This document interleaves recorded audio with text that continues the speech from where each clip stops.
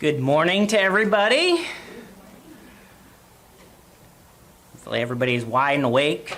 It always takes me a little harder for me in the morning times. I tend to sleep in.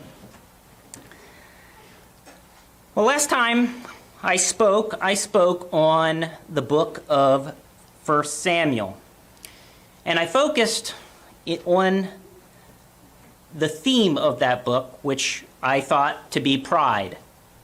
And in that sermon, I contrasted Saul, who was prideful, with David, who was shown to be humble.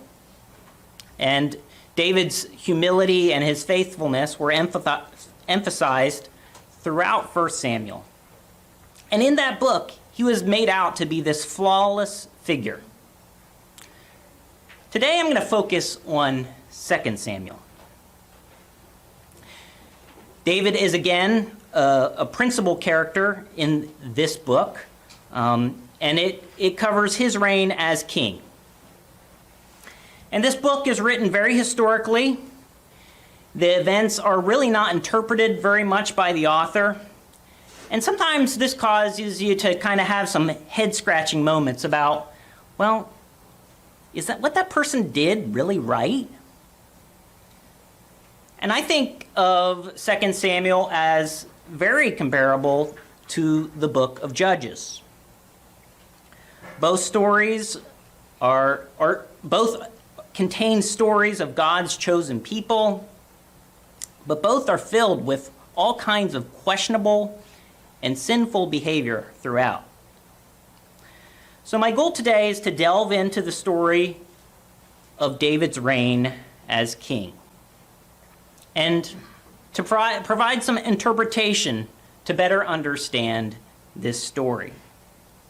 And the title of today's message is Understanding David and Understanding Sin. So one of the major differences between Judges and 2 Samuel is the level of detail that is given. So Judges spans 21 chapters over 400 years. And 2 Samuel, it spans 24 chapters over 40 years. And this gives 2 Samuel the unique ability to tell stories about a whole cast of characters that surround David. And many of these individuals are pretty complex. And it's kind of hard to interpret whether they're good or they're bad. Some of the advisors throughout this book are described as wise men. But when you look at their advice, it's pretty miserable. Jonadab's advice leads to Amnon raping his sister. Ahithophel's advice leads to Absalom having sex with all of David's concubines. And Hushai's sole purpose is to lead Absalom astray, to defeat the counsel of Ahithophel.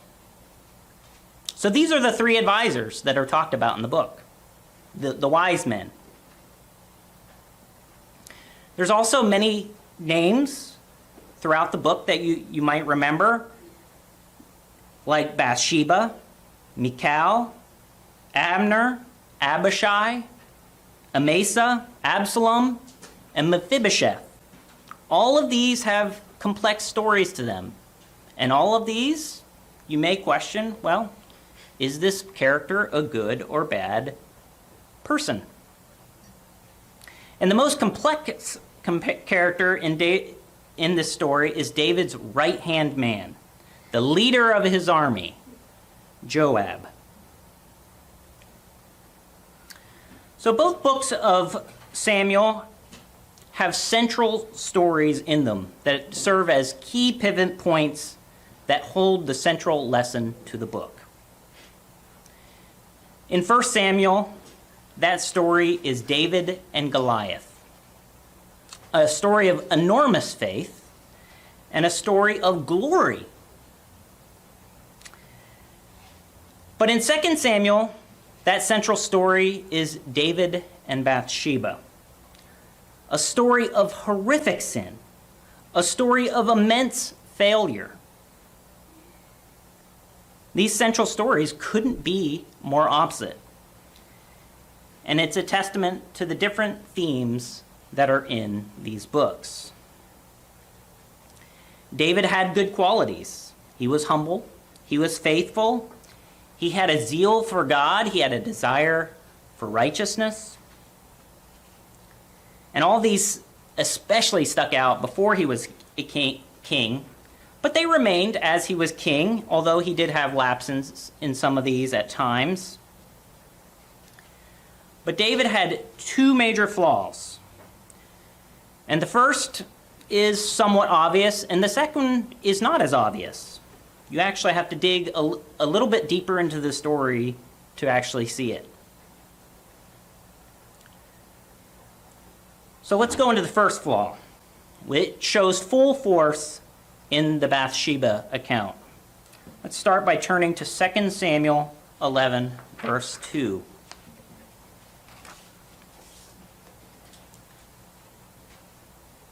2 Samuel 11, verse 2. We all know this story. Then it happened one evening that David arose from his bed and walked on the roof of the king's house. And from the roof he saw a woman bathing, and the woman was very beautiful to behold. So David sent and inquired about the woman. And someone said, "Is this not Bathsheba, the daughter of Eliam, the wife of Uriah the Hittite?" Then David sent messengers and took her, and she came to him, and he lay with her, for she was cleansed from her impurity, and she returned to her house. And the woman conceived, so she sent and told David and said, "I am with child." So from here, David's sins snowballs. He has Uriah come back from the battle that he was in, because he was one of the military men. And he's trying to get Uriah to sleep with his wife to kind of cover up his sin so that he doesn't know anything happened. But Uriah is too loyal. He just stays outside the palace. He never goes back to his home, doesn't do what David had kind of wanted him to do. So in the end, David has him kind of take back a message, which was really his own death warrant, to have him go out into the battle and get killed. It was a message to Joab. And that's exactly what happened. He died in battle. And Mike talked about this probably 2 or 3 weeks ago, and he posed the question, where did the murder occur? David never really hated Uriah, but he just wanted to cover up the sin. So it all began with that first sin. His desire over the regard for others, because he disregarded Uriah by sleeping with his wife. He disregarded Bathsheba by putting her in this awful position. Let's continue the story in 2 Samuel 12, verse 1. Then the Lord sent to David, and he came to him and said to him, "There were 2 men in one city, one rich and the other poor. The rich man had exceedingly many flocks and herds, but the poor man had nothing except one little ewe lamb, which he had bought and nourished. And it grew up together with him and with his children. It ate of his own food and drank from his own cup, and lay in his bosom, and it was like a daughter to him. And a traveler came to the rich man, who refused to take from his own flock and from his own herd to prepare one for the wayfaring man who had come to him. But he took the poor man's lamb and prepared it for the man who had come to him. So David's anger was greatly aroused against the man, and he said to Nathan, "As the Lord lives, the man who has done this shall surely die, and he shall restore fourfold for the lamb, because he did this thing, and because he had no pity." Then Nathan said to David, "You are the man. Thus says the Lord, God of Israel, I anointed you king over Israel, and I delivered you from the hand of Saul. I gave you your master's house and your master's wives into your keeping, and gave you the house of Israel and Judah. And if that had been too little, I would have given you much more. Why have you despised the commandment of the Lord, to do evil in his sight? You have killed Uriah the Hittite with the sword. You have taken his wife to be your wife, and have killed him with the sword of the people of Ammon. Now therefore, the sword shall never depart from your house, because you have despised me, and have taken the wife of Uriah the Hittite to be your wife. Thus says the Lord, behold, I will raise up adversity against you from your own house, and I will take your wives before your eyes, and give them to your neighbor. And he shall lie with your wives in the sight of the sun. For you did it secretly, but I will do this thing before all of Israel, before the sun." So David said to Nathan, "I have sinned against the Lord." And Nathan said to David, "The Lord has put away your sin. You shall not die. However, because by this deed you have given great occasion to the enemies of the Lord to blaspheme, the child also who is born to you shall surely die." This is a really important part of this book. David was the king, so no one could really execute judgment against David except God himself. And here we see God execute judgment against David. And he judges with mercy. David deserved to die for his sins. But there were still consequences for this great sin. The sword will never depart from your house. Your wives will be given to your neighbor, and that neighbor will lie with them in the public view. And Bathsheba's child would die. All three of these came to pass. And David's legacy was tainted by this sin. The Messiah comes from the line of David, but there is an asterisk that comes with that. And we see that in Matthew as the lineage of Jesus is given. It says, David the king begot Solomon by her who had been the wife of Uriah. God did not forget Uriah. This name is in conjunction with David's in Jesus' line. So this sin was David's greatest failure.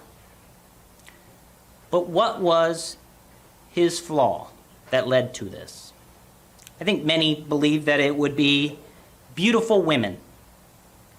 And it's true in this case, he did fall prey to a beautiful woman, but there are no other accounts of adultery with David other than this.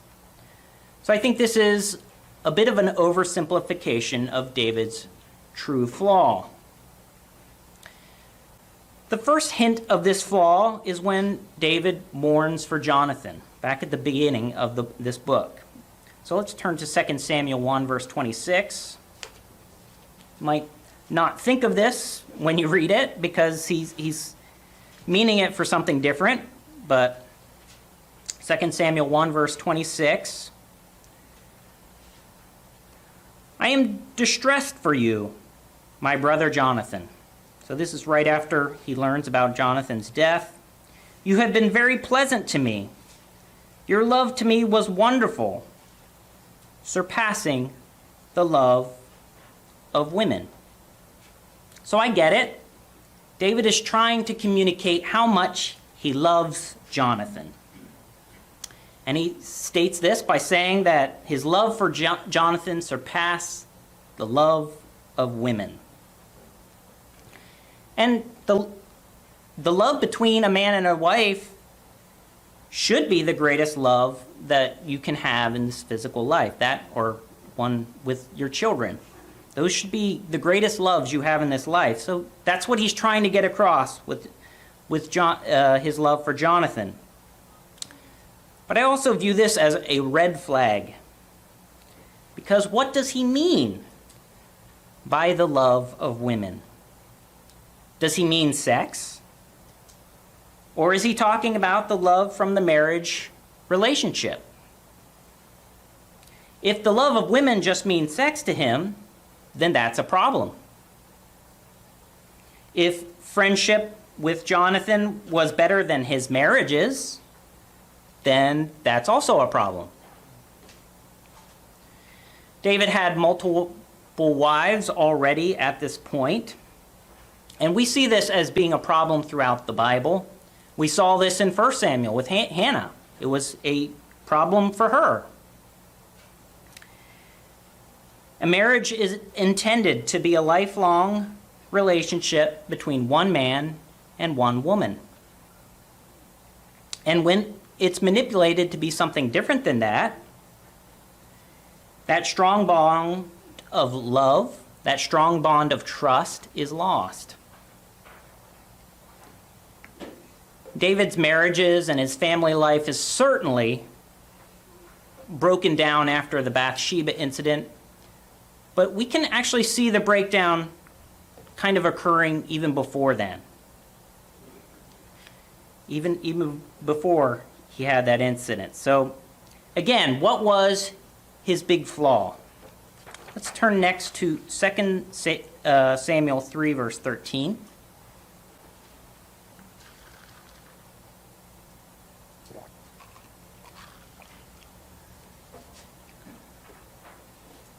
And David said, and he's talking to Abner here, "Good, I will make a covenant with you." Now Abner was the military commander of Ishbosheth's army. So at this time he's in a civil war with Ishbosheth, and he's trying to kind of make a peace. "Good, I will make a covenant with you. But one thing I will require of you. You shall not see my face unless you first bring Michal, Saul's daughter, when you come to see my face." So David sent messengers to Ishbosheth, Saul's son, saying, "Give me my wife, Michal, whom I betrothed to myself for 100 foreskins of the Philistines." And then Ishbosheth sent and took her from her husband, from Paltiel, the son of Laish. Then her husband went with her to Baharum, weeping behind her. So Abner said to him, "Go, return," and he returned. So this is a really bad situation. And it's a situation really created by Michal's father, Saul, because he used Michal to fulfill a promise he made, a promise that he intended to kill David with, to get these foreskins from the Philistines. And then after this, once David had earned her, he ended up giving her to another man. So David had every right to get her back if he still loved her. But love is not a part of his argument here. His argument is he paid for her with 100 foreskins. And it gets to the root of the problem that David had with women. He viewed them as property. He viewed them as pretty objects. He viewed them as trophies. And we see this with Bathsheba, and we see this with Michal. Now let's turn to 2 Samuel 6, verse 20.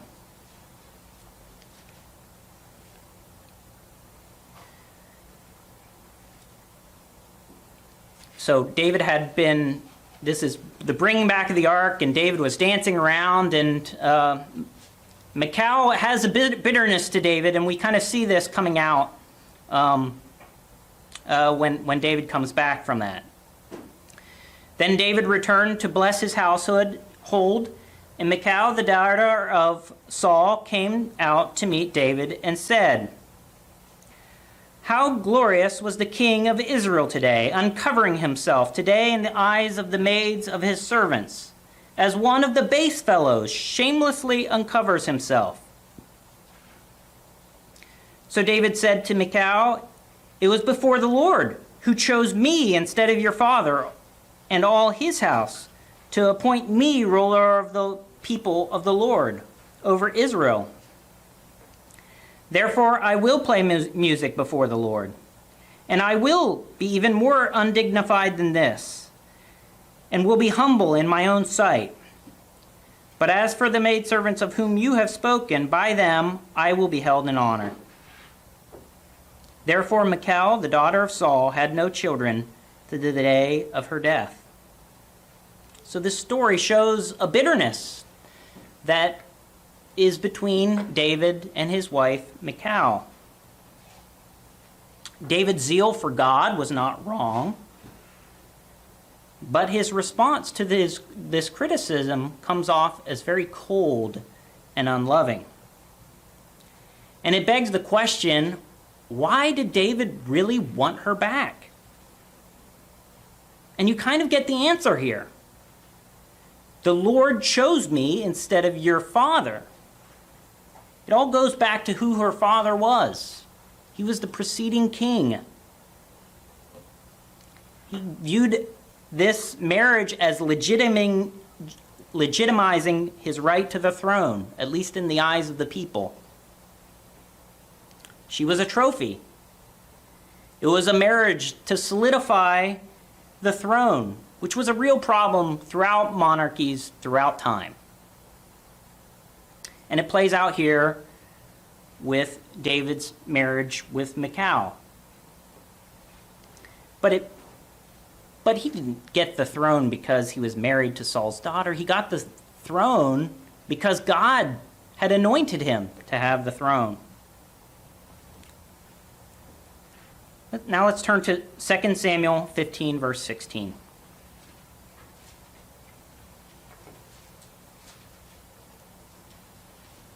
This is during Absalom's rebellion, and David's leaving. 2 Samuel 15, verse 16. He's leaving Jerusalem. Then the king went out with all his household after him, but the king left 10 women, concubines, to keep the house. So David is fleeing because his son is after his life. And what does David do? He leaves his concubines, essentially his wives, to keep the house. Again, he's not thinking of these women as people. He's thinking of them as property. And this stupid decision puts these women in a terrible situation that leads to scandal with them and Absalom.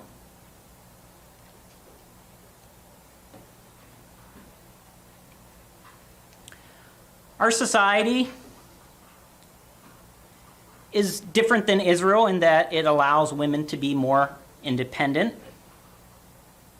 But there is still a sexualization of women where they are viewed as pretty objects and trophies. And their whole industry is designed to make men lust after women and to make women try to generate that lust. And this is just another way that women are made to be objects. And it leads to problems, it leads to sin. And David is a prime example of how objectifying women produces bad results. And it's probably his greatest flaw. His second flaw is less apparent, but you see it if you read his story closely. David is often made out to be the greatest king of Israel. But in 2 Samuel, it becomes clear that the people didn't necessarily think of him as a great or rightful king. Because After all, there were 3 revolutions during his reign. And that's not what you would expect from a beloved ruler. And much of that has to do with the second flaw. And the author doesn't state it, but the characters in the story seem very aware of it. So let's turn to 2 Samuel 15, verse 2.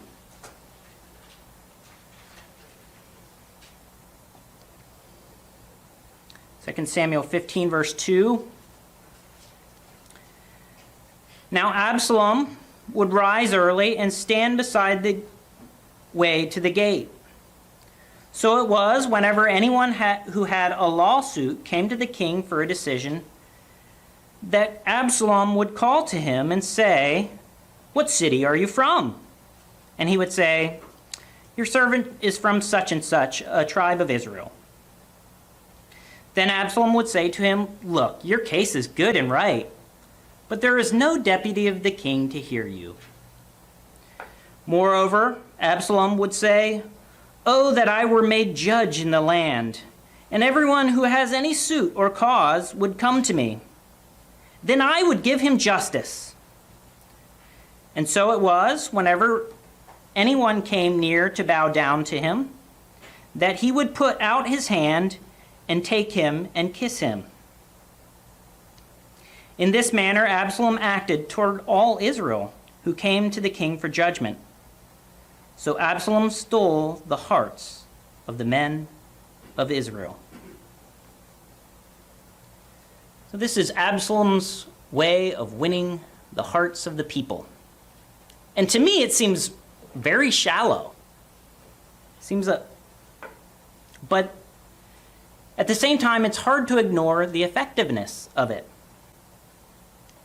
And I think Absalom's actions here are in direct response to David's second flaw. Just like political opponents today, Absalom was going after David's Achilles heel. And what was Absalom doing? He was positioning himself as judge. A good judge.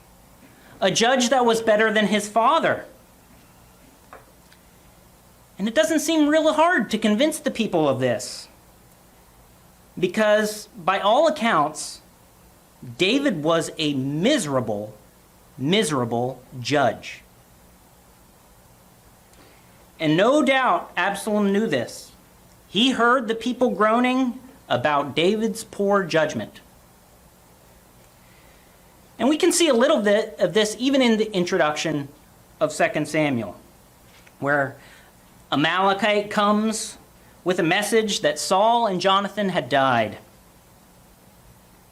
And he gives an account of the story of what had happened. Saul is dying on the battlefield.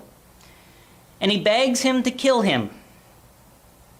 And it makes sense, because the Philistines would have tortured him. And it's pretty clear that they would have tortured him by what they did with his body after he was already dead. So the foreigner kills Saul at Saul's command, brings the crown to David. And in the story, there's no indication of any hatred towards Saul. He was an Amalekite, so he would have had reason to hate Saul. So he could have hated him, but the story doesn't make it play out that way. And there was no indication that he was necessarily going to get a reward for killing Saul.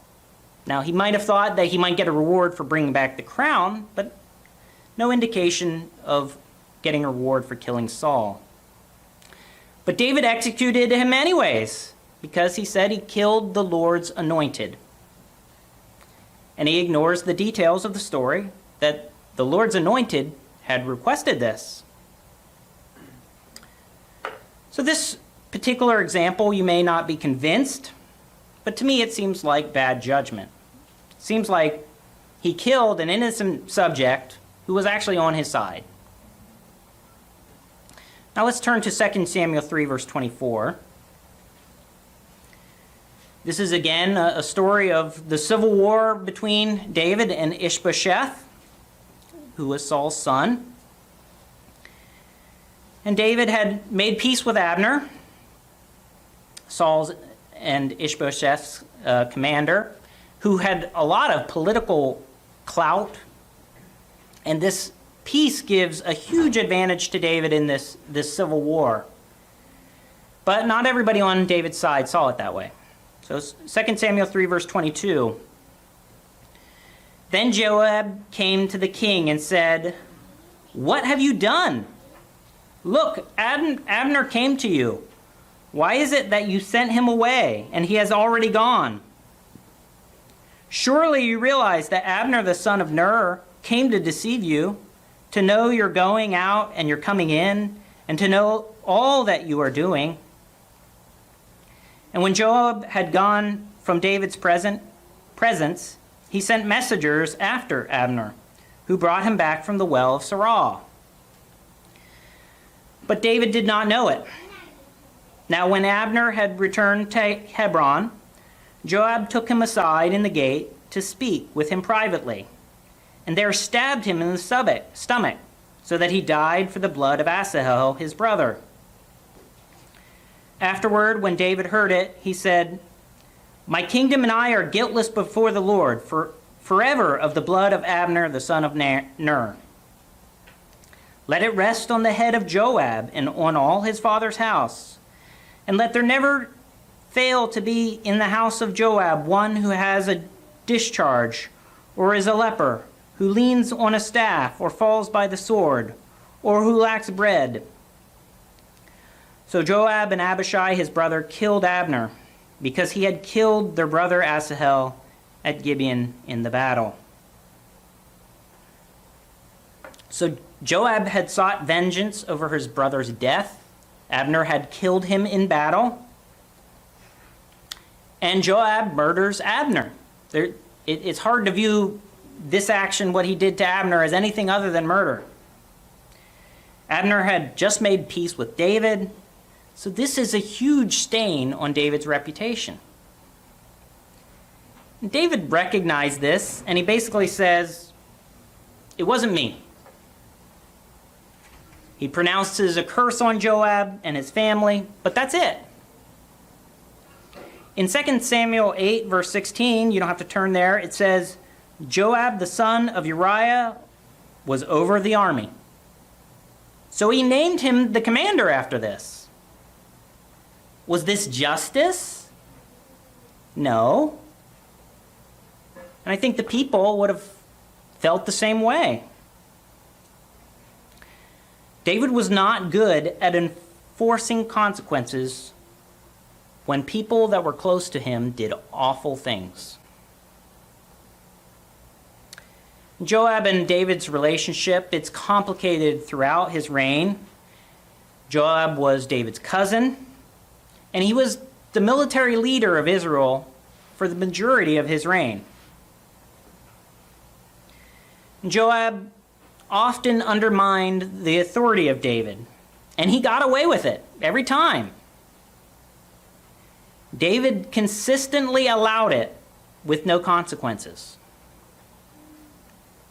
During the civil war with Absalom, David commanded the army to deal gently with Absalom in the hearing of all the army, and Joab was there. But when Absalom gets stuck in a tree, a position where he could have easily been captured, Joab killed him instead. And David grieves for his son after this. And instead of David doing anything to Joab, Joab scolds David. Let's read this in 2 Samuel 19, verse 5.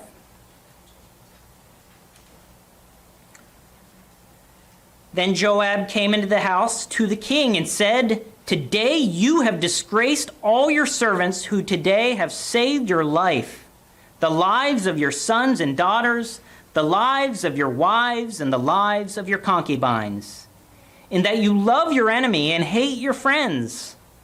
For you have declared today that you regard neither princes nor servants. For today I perceive that if Absalom had lived and all of us had died, then it would have pleased you well. Now therefore, arise, go out and speak comfort to your servants. For I swear by the Lord, if you do not go out, not one will stay with you this night. And that will be worse for you than all the evil that has befallen you from your youth until now. Then the king arose and sat in the gate, and they told all the people, saying, There is the king sitting in the gate. So all the people came before the king. So it seems odd that David would have allowed this. But Joab, he was onto something, because in the very next chapter, Israel did revolt against him. And David this time did try to oppose some level of consequence on Joab. It says, and if we drop down to verse 13, it says, And say to Amasa, are you not my bone and my flesh? God, do so to me, and more also, if you are not commander of the army before me continually in place of Joab. So Amasa was the commander of the army of Absalom. So now he has placed Amasa as the new commander and has demoted Joab. That's his consequence for Joab. But how does this go? Let's turn to 2 Samuel 20, verse 4. And the king said to Amasa, Assemble the men of Judah for me within 3 days, and be present here yourself. This is the next revolution that had occurred. So Amasa went to assemble the men of Judah, but he delayed longer than the set time which David had appointed him. And David said to Abishai, Now Sheba the son of Bichri will do us more harm than Absalom. Take your Lord's servants and pursue him, lest he find for himself fortified cities and escape us. So Joab's men, with the Cherethites, the Pelethites, and all the mighty men, went out after him. And they went out of Jerusalem to pursue Sheba the son of Bichri. When they were at the large stone, which is in Gibeon, Amasa came before them. Now Joab was dressed in battle armor. On it was a belt with a sword fastened in its sheath at its hips. And as he was going forward, it fell out. Then Joab said to Amasa, Are you in health, my brother? And Joab took Amasa by the beard with his right hand to kiss him. But Amasa did not notice the sword that was in Joab's hand, and he struck him with it in the stomach, and his entrails poured out on the ground, and he did not strike him again. Thus he died.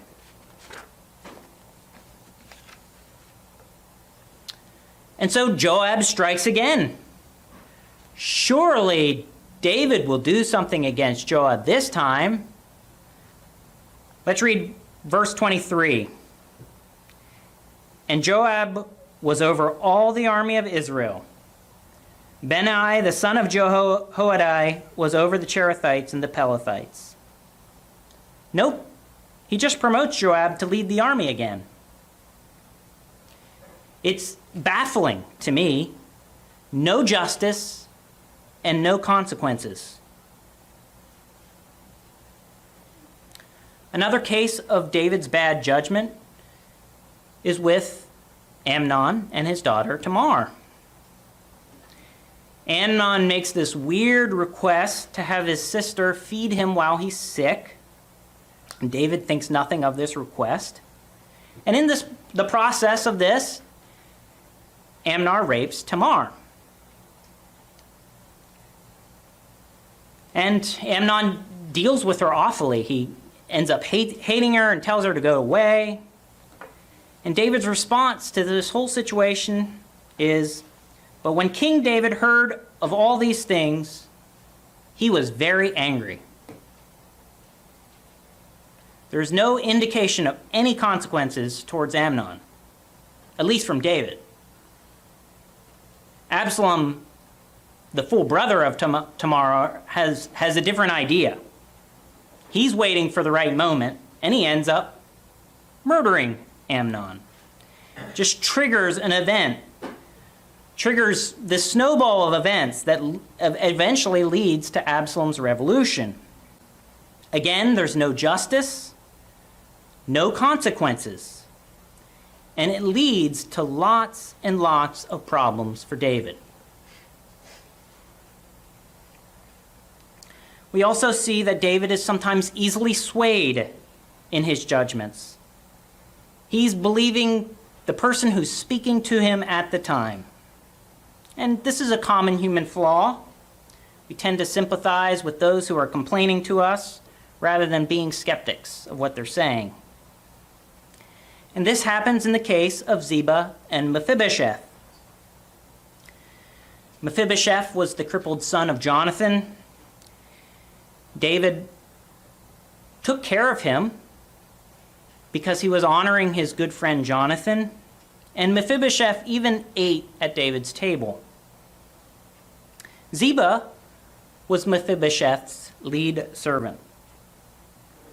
And during Absalom's rebellion, Ziba comes with a bunch of food to help feed David's army. And David says, "Where's Mephibosheth?" And Ziba says, "Mephibosheth stayed to reclaim the throne for his father's house." Seems like a questionable story as a reader, but David believes it. And Ziba is given ownership rights to all of Mephibosheth's possessions. And after the war and David returns, Mephibosheth comes out to greet David. Let's turn to 2 Samuel 20, verse 24. Now Mephibosheth, the son of Saul, came down to meet the king. And he had not cared for his feet, nor trimmed his mustache, nor washed his clothes from the day the king departed until the day he returned in peace. So it was, when he had come to Jerusalem to meet the king, that the king said to him, "Why did you not go with me, Mephibosheth?" And he answered, "My lord, O king, my servant deceived me. For your servant said, 'I will saddle a donkey for myself, that I may ride on it and go to the king, because your servant is lame.' And he slandered your servant to my lord the king. But my lord the king is like the angel of God. Therefore do what is good in your eyes. For all my father's house were but dead men before my lord the king. Yet you set your servant among those who eat at your own table. Therefore, what right have I still to cry out any more to the king?" So the king said to him, "Why do you speak any more of your matters? I have said, you and Ziba divide the land." Then Mephibosheth said to the king, "Rather let him take it all, inasmuch as my lord the king has come back in peace to his own house." So someone is lying in these two stories, because they both contradict each other. And Mephibosheth, to me, seems more believable. It just seems odd that a cripple would try to take the throne. It seems odd that he would just leave his appearance just kind of deteriorate after David left if he's trying to take the throne. Doesn't seem like somebody who's trying to rise to power. And David really doesn't drill down any further into who is telling the truth at all. He says, "It's too complicated.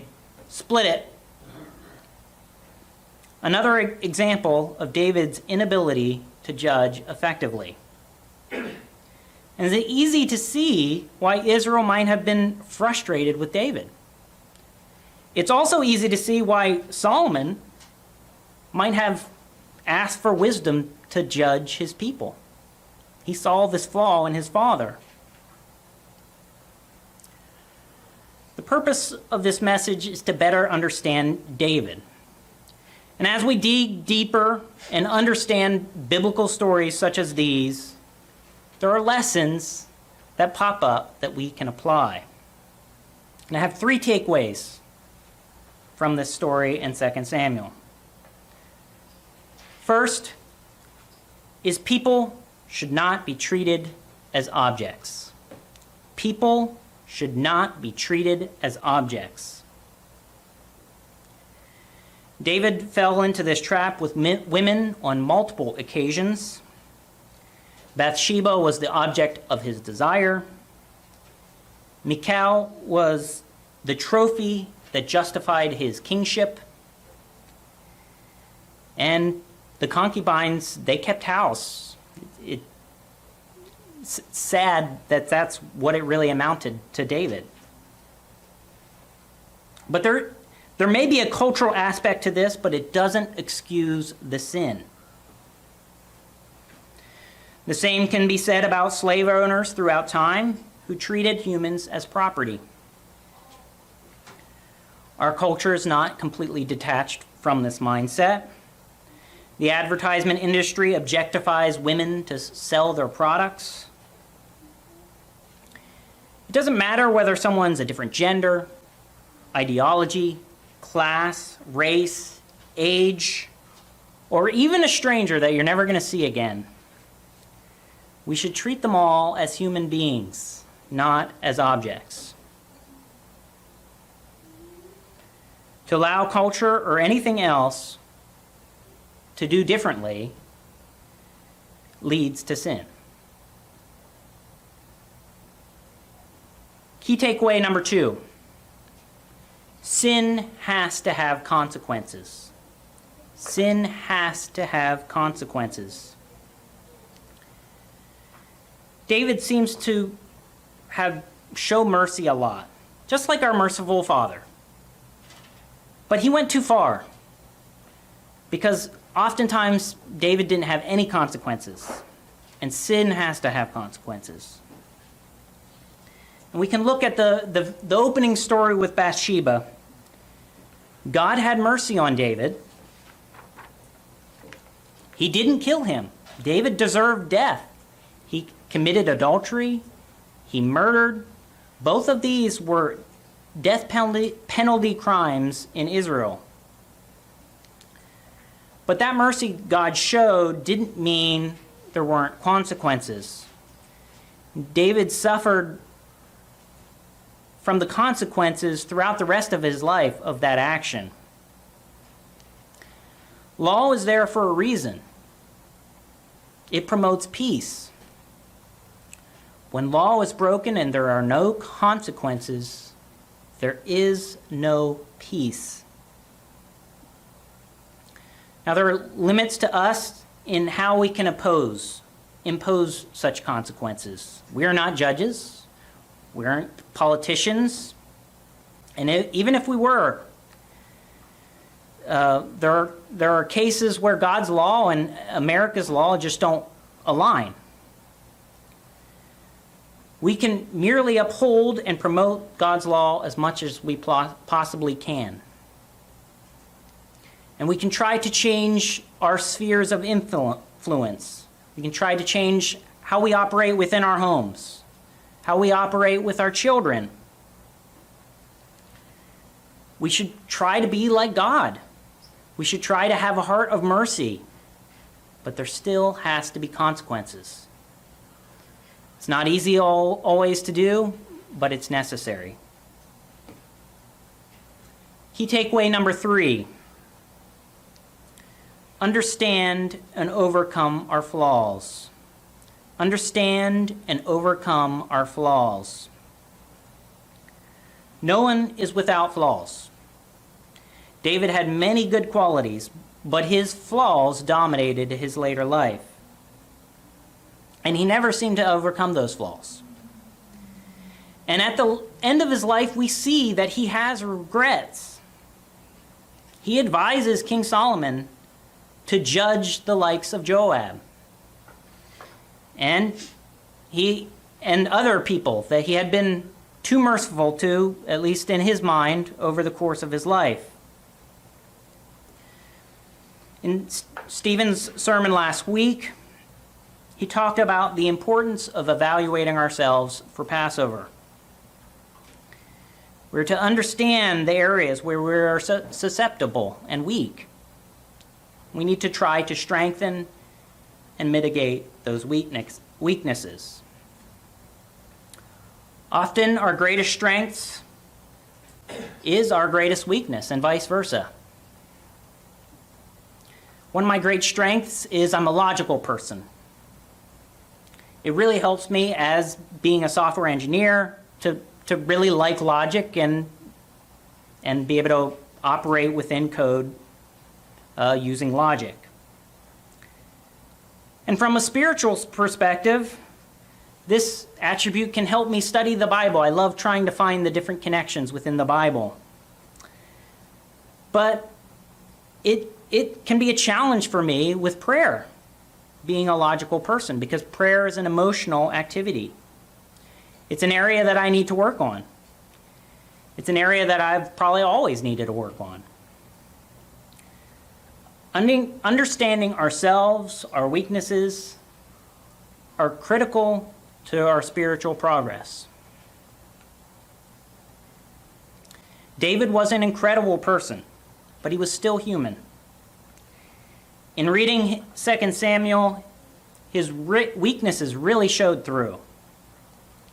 He was not good with women. He viewed them as objects, and he viewed them as property, and this led to problems. He was not a good judge. His inability to provide justice caused problems that just snowballed into catastrophe and revolution. These two flaws were at the crux of David's seemingly endless problems throughout his reign as king. And if he could have overcome these flaws, he would have saved himself so much heartache. We should learn from David. People should not be treated as objects. Sin has to have consequences. We should understand and overcome our flaws. These are 3 key takeaways from this story that we can use as we prepare for Passover.